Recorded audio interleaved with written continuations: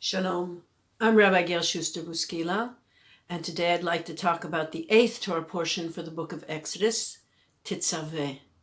And what we have here in my change of angle is also a change of point of view about the instructions for the tabernacle, the Mishkan that we talked about, and now we'll be talking about for a little bit longer.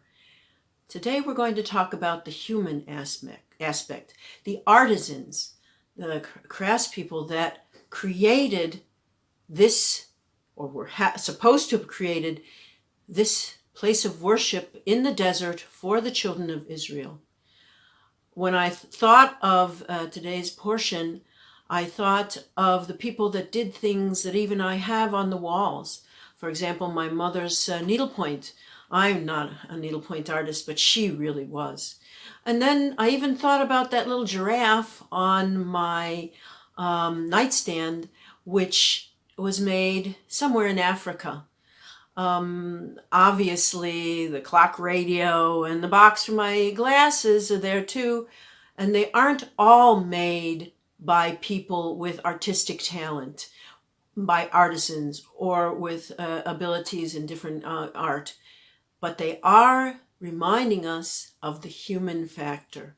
And that's what we're going to talk about, Chochmei Lev, the people that have some wisdom that is not the conventional wisdom we discuss when we talk about thought and abilities, but things that you have from your heart, which was thought to be the seat of the mind, of course, to your hands and other parts of your brain.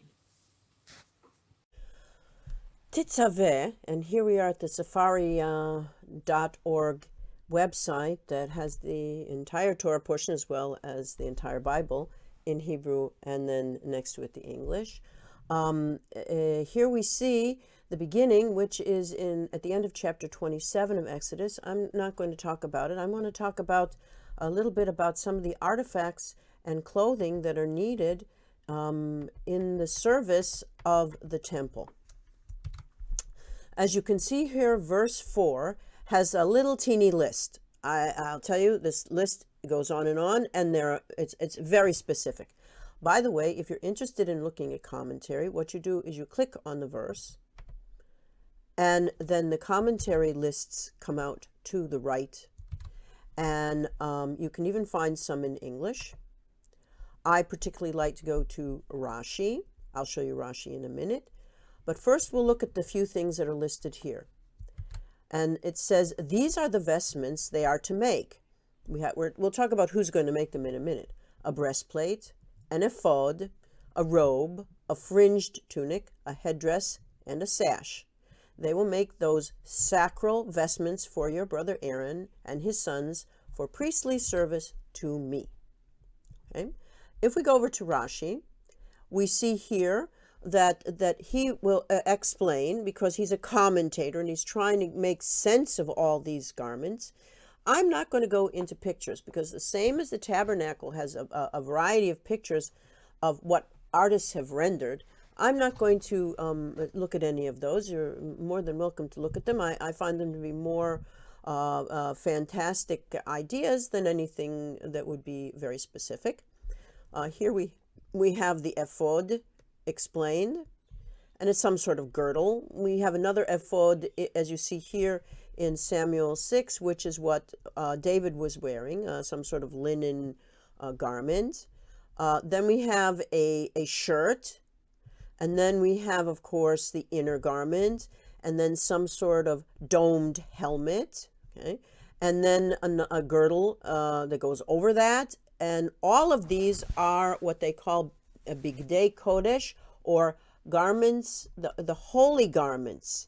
And this is what they're supposed to be wearing at the time, the priests are supposed to be wearing at the time that they are doing sacrifices. My midrash is called Fruition. Let's begin with the third verse in Exodus 28, which is the beginning of the idea of making these garments and artifacts for the tabernacle and of course the sacrifices that they were supposed to do, the priests were supposed to do. You shall speak to all the wise of heart that have been filled with the spirit of wisdom. They will make the clothing of Aaron to consecrate him to be a priest to me. My Midrash begins. The fruits of wisdom.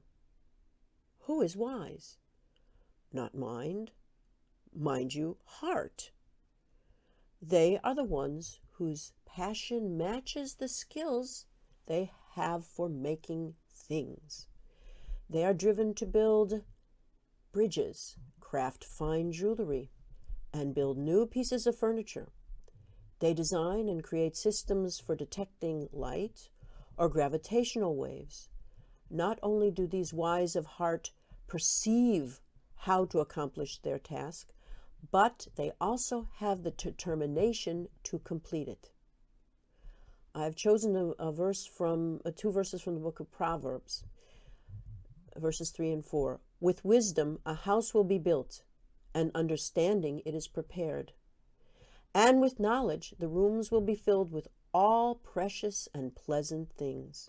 My Midrash continues. The wise of heart are not idle, ivory tower scholars, but people with hands and minds that know how to fashion tangible things. They may never write an essay on the meaning of life, but they make things in the world a little more connected, a little finer tuned, because they know how to smooth rough edges where needed.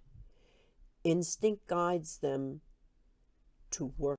Although I usually enjoy making a presentation for the Parashat, I really enjoyed this one because I got to look at some of the magnificent things, the artifacts and garments that are in the Israel Museum website, and we'll talk about them in connection to the few things that you see here.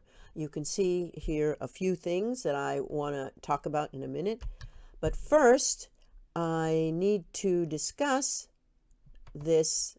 I need to discuss the things that you're seeing in the context. And here we talk about the fact that we were talking about wise-hearted, and that wise-hearted is a certain kind of wisdom.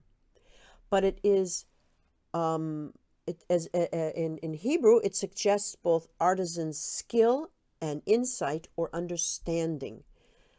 It's not the conventional idea of wisdom like Solomon, like people who are great philosophers, but much more practical in nature. I love these three things that I've chosen for you.